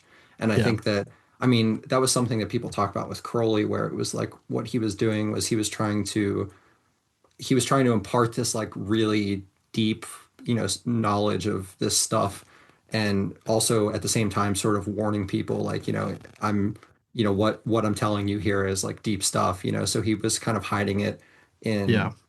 in like metaphor sometimes. And And I think that also straight up lying yeah. sometimes, which I actually do. So that ties into what I'm trying to say also, is like, I think I actually like that Crowley would lie on purpose. Hmm. And because if you knew that he was a liar, it would mean that you would have to really pay close attention to what he was saying and try to Hmm. decode and judge on your own terms what information to take from him. Yeah. And I think that uncertainty and that applies to entertainment as well. I like it when I watch something and I just don't know what's going to happen next. And it constantly keeps me engaged. Mm, There's mystery. That's why I love David Lynch films. There's so much mystery in his films. And I never, from scene to scene, I just don't know what I'm going to experience. And to mhm, me, in music as well, that's why I love music that's sort of like collage. Take this part, juxtapose it with this part. You don't know what's happening next. mhm, So I feel like I'm constantly off balance. mhm, And that's what I like in my entertainment. To me, that's the most entertaining. If it's something like you just know beat for beat, everything's going to happen is following the save the cat, storytelling rhythm. If you watch a movie like Wedding Crashers, oh, this is a part where the two friends are going to be angry at each other, and then mhm. there's going to be the thing where they come back and then they save the day and all this. Because nothing, I actually like Wedding Crashers, but those like buddy comedies follow the Yeah. same rhythm, the same beats, and I want to do things that you just don't know. You don't know what's going to happen, and to me, that's just subverting expectation, because that's what creates novelty for me. That's what Mhm. creates a memorable experience, is being surprised, feeling surprised or shocked. Um, yeah. So I'd heard you speak in a couple different interviews about how, and this sort of relates to what we've been talking about, how um like your fear of death has kind of played a big role in your art over the years. Could you Yeah. talk about that a little bit? Because whenever I first heard you say that, I found that really interesting because it sort of goes into that. I think it was either Carl Jung or Freud or something who talks Mhm. about the death drive being like a large part of why we do anything because we know that one day we're not going to be able to do things anymore. And so, could you Yeah. talk about that in scope of your art?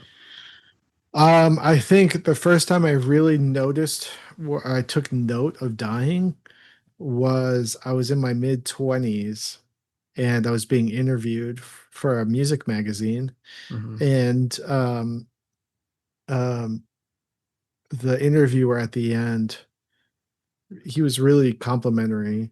And um, at the end, he said, "Oh, and you guys are all really young, right?" And I said to him, "Yeah, I'm 25." And he didn't say anything back to me in response. And I had been in bands since I was in high school, like or like ninth grade. I probably started my first band in eighth grade, seventh or eighth grade. So I'd been playing music since I was 16 or something. And then I was 25, still like just finished college. Hmm. And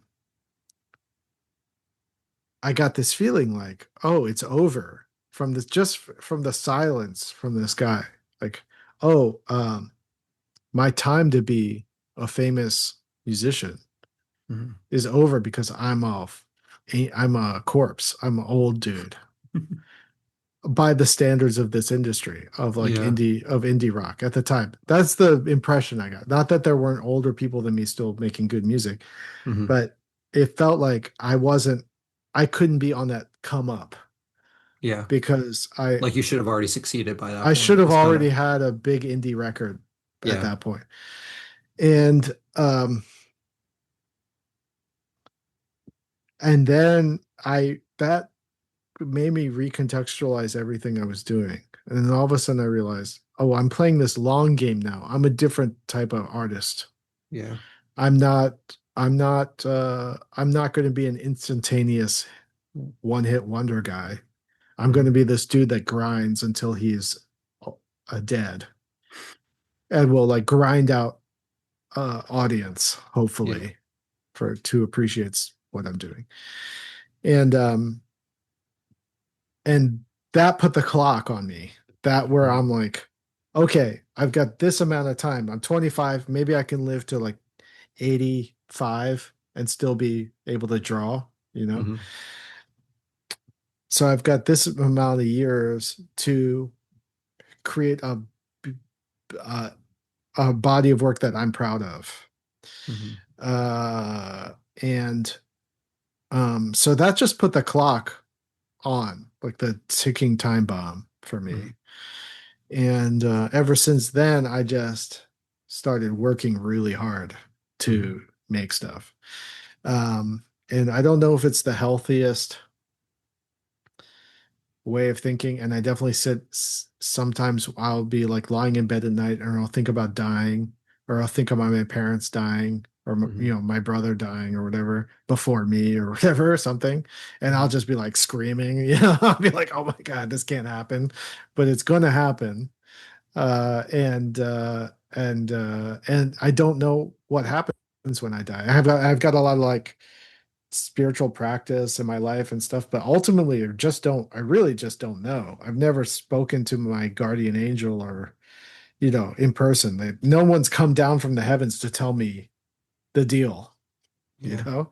So it's all just me speculating based on anecdotal experience, things that I've been like, okay, that sort of reinforces my beliefs a little bit, Mhm. something, but it's still all faith based. And there's always people telling you you're wrong. Yeah. And Yeah. No one can so, ever agree on that one thing. yeah, and people who are spiritual have completely different belief, thoughts. And so I've never attached myself to one being like, Mhm. this is the way it is, or this is what happens when I die. Like, I just don't know. And Yeah. so that uncertainty blinking out, I feel very like really hard, very much. I have this like very sentimental attachment to my friends and family. I'm like extremely attached. And the thought of losing them to me is like unacceptable. And it's always been since I was a kid. Like even my friend Josh, when I was in eighth grade, when I moved to ninth grade, he moved to a different city. I never talked to him again. So he didn't Mhm. die. He's still alive. I actually found out what he's up to these days not too long ago. But after eighth grade, I never talked to him again. Yeah. And to me, that was like he died essentially. And um, to me, in eighth grade, I was like, this is unacceptable. This is an unacceptable part of reality. I can't accept this. And I've never come to terms with it. I've just, uh, you know, uh, I don't know what it is about my personality that just won't accept loss. Yeah. Um, but I still have yet to come to terms with it. And with all my sort of like you know exploration of like spiritual systems and stuff like that, and belief systems, and listening to uh lectures from wise people, I've always been like, I still am not cool with any of this stuff. I'm not cool with death. I'm not cool with like losing friends. I'm not cool with losing family. um yeah, and none of it's happened to me yet. So it's like I'm still like sort of untouched by that. Mhm. So I'm just like dreading the day, basically. Yeah. Yeah. I mean, I recently, like within the past month or two, have, lost someone, in my family very Mm, unexpectedly. And I completely understand what you mean from what you're saying. I mean, because it does sort of instill this kind of, well, not even instill, it just kind of forces this like lucidity onto everything in your life. And you just realize like, yeah, this isn't something that is going to last forever, because yeah. you expect that it's going to last forever, and then either through yourself or through someone else you realize, no, this isn't going to be as long as I thought it was. Like 20 years Yeah. feels like a long time until you're 25 and someone thinks that you're old. And I mean, Yeah. I felt like that too, and I'm only 20, so I still have Yeah. 5 years left to go, because I remember listening to a podcast that you did, or that you had done, where you talked about that story. And I Oh, actually, okay. like, Yeah. I got so existential whenever you said that, that I actually I Yeah. looked up what's the average age that people succeed in life, and it was Yeah. like 42 or something like that. And I was Yeah. like, oh Yeah. my gosh, okay, good, I still have like 22 years. Yeah. Yeah. Because yeah, it's like, and I while you were talking about that, I was sort of thinking, because I remember in high school, whenever I would be talking to people about this, and I'm sure you felt the same way doing Mhm. music and everything, where like you're explaining to people what you do, like why you do it, and they sort of, Yeah. maybe just pretend like it, but they sort of get it, where it's Hmm. like, oh, okay, yeah, you do that. And then the minute you move past high school and you become like an adult, it's like, okay, why are you still doing that? Dude, And I think that the that's the amount of reason. shame, the amount of shame Yeah. I felt committing to being an artist up through my late 20s was like I just had to fight. I mean, luckily I had supportive parents who just Mhm. believe, were do whatever you want, And so I was, working at a video store and I was like doing medical tests to Mhm. make money and stuff like that. And I would run into old high school friends or high school classmates, and they'd be, doing having some financial sector job or something, Mhm. and they'd already be like having kids and stuff. And they're like, "What do you do? What are you doing?" And I'm like, "Well, I work at a video store and I play shows and I make zines, Oh yeah. And I Well, just have to sit. you can't explain zines to people. People don't get Yeah, and I'd that. have to say that with a straight face, and in my heart being like, I'm doing the right thing. I know it. I believe. I know I'm doing the right thing, and what I'm doing is cooler than what you're doing, even though you're making way more money than me, and the world sees you as more successful than me. But Yeah. actually, in my heart, I'm more successful than you because I'm like following my dreams or whatever, you know, or like I'm like and I might always be making minimum wage my whole life. Like there was, I had to commit to that Mhm. concept of like, I might just be, to making like $20,000 a year for the rest of my life. Like that could be a thing. Mhm. And, um, I had to just believe in that future and say, I'm totally fine with that because I'll actually still be like doing the thing I love, Mhm. making comics or whatever, something to do with creativity, anything having to do with being creative. It didn't have to be comics per se. It didn't have to be, it never even had to be animation. That just happened. That was like by Mhm. accident. So but I knew I wanted to be an artist. So but and the thing about death is like the other problem is that you work so hard at this thing, you put so much effort into it and building this like catalog of work, this body of work, and then you die. And it's a possibility that when you die, it's a complete annihilation of your soul. Like Mhm. you just like nothing. It's nothing. That's a possibility. And to me, that's like fucking insane. Yeah. I can't even understand like what are we doing here? Like why are we even here if like we die and it's a total complete annihilation? That's to me that's it's insane prospect. That's Mhm. like completely unacceptable Mhm. scenario. But it Yeah, is I've possible. It is possible that that's what happens. yeah. There's no transfer of consciousness. There's no like you know uh whatever you get absorbed into the like the cosmic like pool of consciousness or whatever. It might just be that just like lights out and and Yeah. and then who gives a shit that you worked so hard this whole time fucking making comics and you Yeah. know uh it could be that too. I mean, hopefully I think that's why people have kids. It's because Mhm. then you pass along this like consciousness to your offspring, right? You teach them your life lessons that you've learned. You try to teach them your morality that you've collected, and whatever values you've learned over the years that have been passed on through your relatives, and then that you have some memory that extends through the life of the human race or whatever. Hopefully, if they keep having kids or whatever. Mhm. I think that's why that's a big reason to have kids. Maybe it's like makes you sort of immortal in a way. Yeah. Even though the human race might not be immortal, it might get snuffed out at some point. Yeah. Yeah, and Um, it's always felt like, at least personally to me, that I mean this has to be some sort of preparation for something else. But I mean, it's like that great, really applicable, honest quote from Hamlet actually, where he describes death as just the undiscovered country. And it's like mhm. that really feels like that's I think that's the only truthful way to describe what it is that we're confronted with that. Because I mean, if it's nothing, then it's nothing. Like, how are we Yeah. gonna, there's no way to experience nothingness. It's just gonna be like Yeah. whatever it was like before we were born. Um, but if it is something, then it feels like, okay, this is kind of like, this life is all a race of preparing for whatever's to come next. Yeah. And I would that's how like, I've always I thought would about like, it. I think Yeah. my ultimate goal in life is to be prepared Hmm. for when I die and to be cool with it, you know. Yeah. I would like to be at that point in my life by the time I'm on my deathbed that I'm like, this is fine, you know. Yeah. Yeah. Whatever Yeah, happens, I'm cool with. Yeah. yeah, yeah. I hope I can get to that place. That's what I'm Yeah. hoping.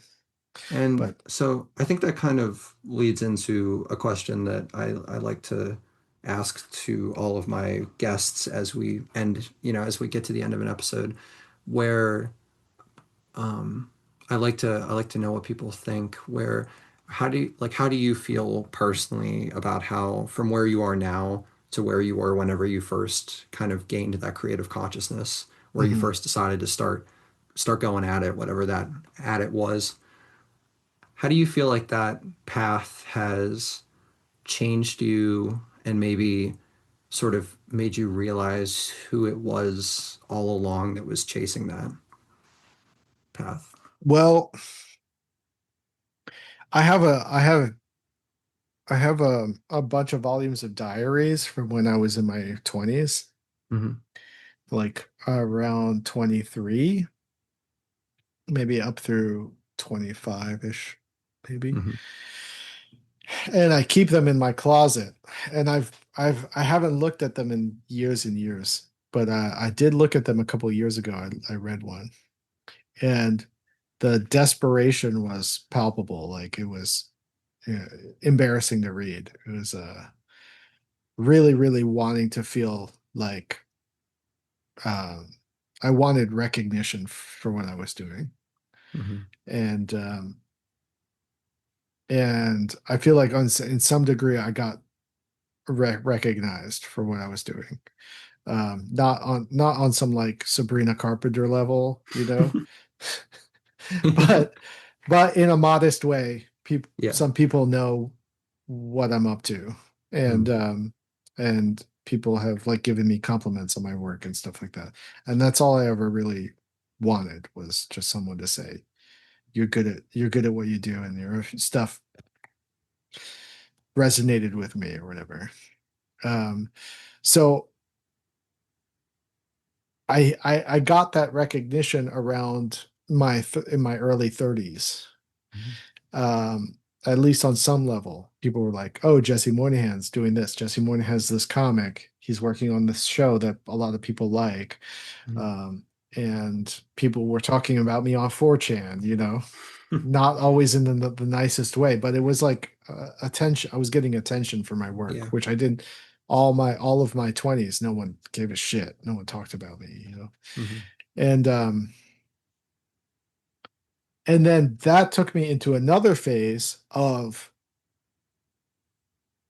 this like self-torture, almost like um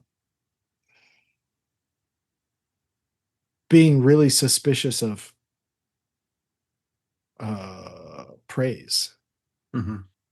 And I went through a whole period of time where I couldn't even process anyone giving me a compliment. And I had to work through that. And then um and I think I've worked through it at this Mhm. point. I try to be really gracious if someone gives me a compliment on what I'm Mhm. doing. Um and then and then I went through another phase where it's like being involved, you get to this tier of like access to people with money and all this kind of stuff Mhm. that maybe could take your work to the next level, you know. And then you're chasing this carrot, constantly chasing this carrot that you might never get the carrot. But to chasing the carrot in the first place. So it's Mhm. like constantly going up in levels of difficulty, like up this tower, like a video game sort of. Mhm. But the tower never ends. So then the challenge in this portion of my life is like knowing when to be just happy with what I'm doing Mhm. and staying curious and trying to find new things to inspire me rather than chasing old ideas. Because I think artists sort of plateau once they find their spot where stuff was like working for them and working for them in their audience, and they don't evolve. And I think as an artist, you're supposed to keep going, and you actually are supposed to eventually start to alienate your core audience. Mhm. And go on to other things and follow other muses that might not resonate with as many people. And I think that that's what you're supposed to like. All the artists I love the most did that. Mhm. They would find new shit that they were into and keep pursuing new interests. They wouldn't try to just keep replicating the old hits. Mhm. So that's sort of I'm just keeping that in mind while also being like enmeshed in this like in LA's like entertainment complex, Hollywood, trying to get the carrot. I need it. I need it. Let me make a movie, that Yeah. kind of thing. Yeah, Uh, whatever it is that this Hollywood thing is. Yeah. yeah, yeah, which is all crumbling also, which is, Yeah, exactly. yeah. Well, thank Um, you very much for coming on this episode. This was a great time. I can't believe that we hit 2 hours. This is oh actually yeah. the longest episode that I've done, but yeah. And I mean, I there's can so many start, more. I can ramble. I can too. So I mean, Yeah. I normally just will cut myself off eventually, but this was a really great time, and I hope that people listening, I mean, got something out of it. I had a lot more questions that I could have asked, but I had to cut it off eventually, Yeah, especially with the yeah. time difference. It's like 10 o'clock here, Oh, but okay, yeah. yeah, thank you very much for coming on here. I mean, I know that you said it's hard for you to accept compliments, but and I understand that, but it is like, I mean, it was cool, and I talked to you about this on the phone whenever you did that live stream. Oh yeah. Like it was so cool to find out whenever I was younger, like maybe 12 or 13 or 14, that in Adventure Time, which like I really can't overstate how big of an impact that had on like my whole creative life, that Yeah. the person who was behind like almost all of my favorite episodes was like the same person. It was you and Oh yeah. Akko. And Yeah. and that was really neat to find out. And so then to actually eventually get to be able to talk to you on this podcast was super cool. And I Well, mean, I would love to get you thanks back for on. asking me.